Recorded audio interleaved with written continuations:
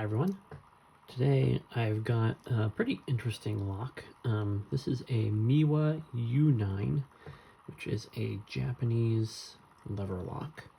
I've got it partially disassembled and I'm holding it in the vise because I wanted to show a little bit about the mechanism here because it's pretty cool. So number one, this is the interior plug essentially.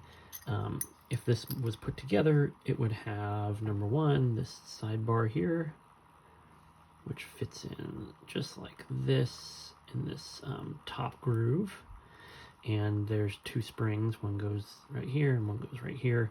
And that forces the sidebar out. And you can see there's a little notch right there. That's what the spring fits into. And then this part and this part are what blocks the sidebar from falling in. The top of the sidebar up here, if this was assembled correctly, would sit in this housing, right in that notch right in the top. And there's a notch right here in the sidebar that fits in with that bar you can see there, which prevents the whole thing from pulling out of the front. So essentially this would fit in this housing and then would be right here. And it's prevented from falling in because of these wafers here. So right now, this whole thing, this is what it looks like without the key in it. And you can see these wafers move to the side. And essentially, all these ones that start over here move this way, and all the ones that start over here move this way.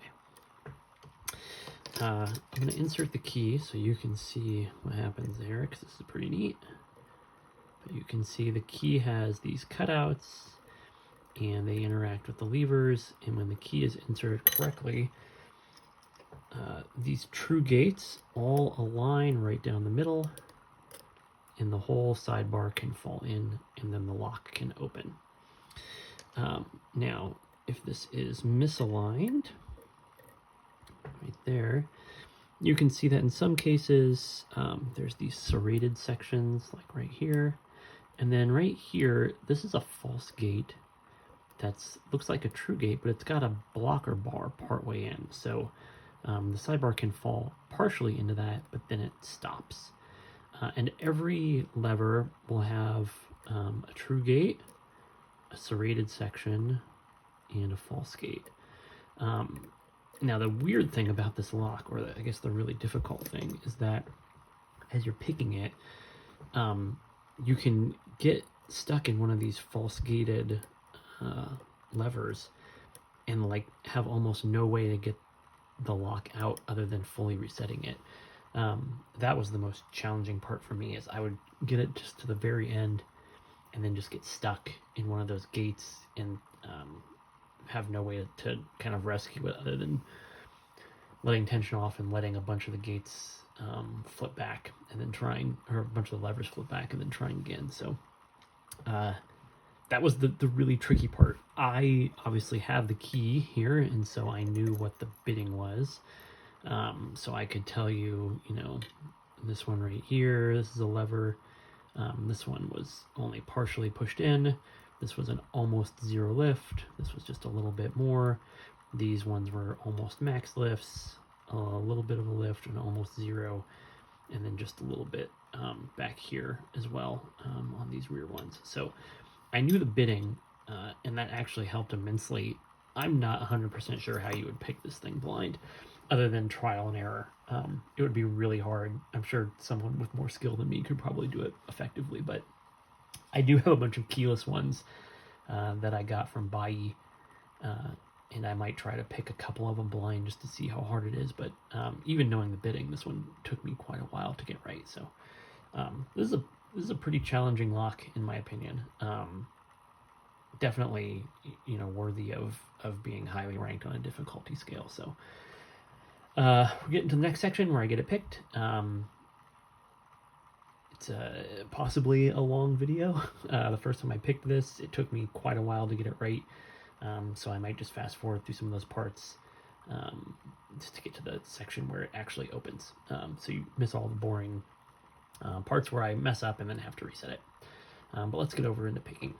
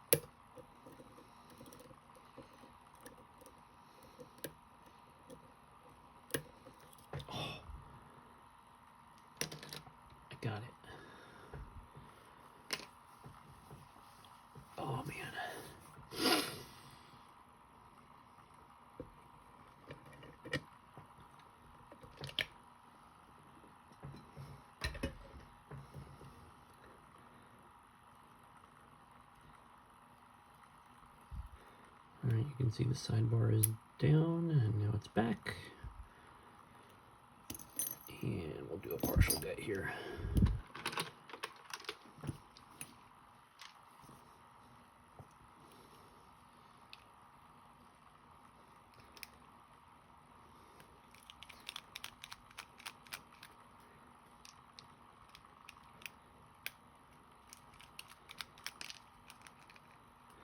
Okay, this is all just tailpiece coming off right now.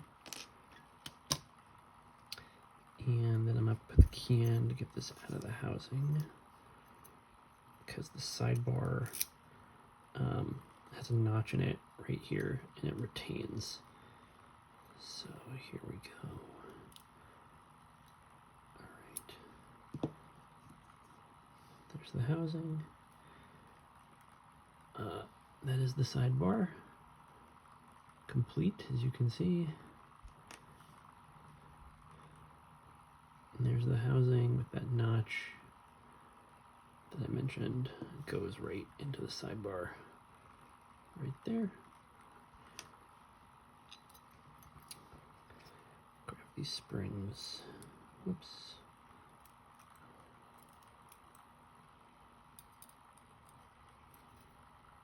Just so I don't lose them.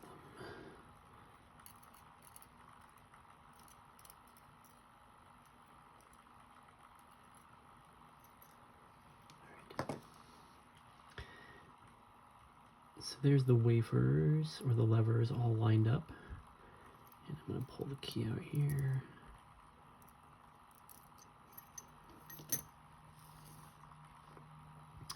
And now you can see they are misaligned. So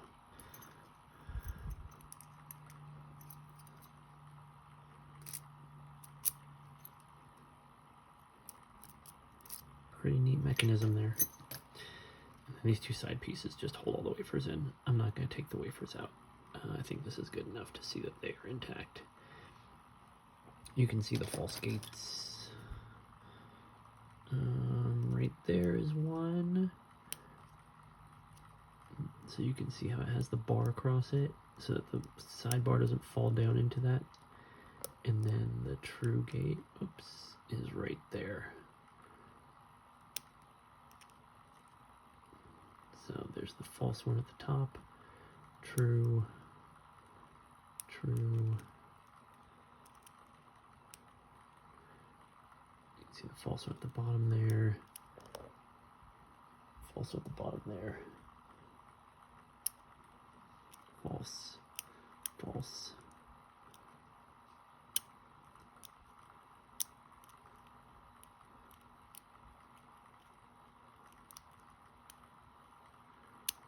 All right, there you go. Miwa U9. Thing's kind of a pain.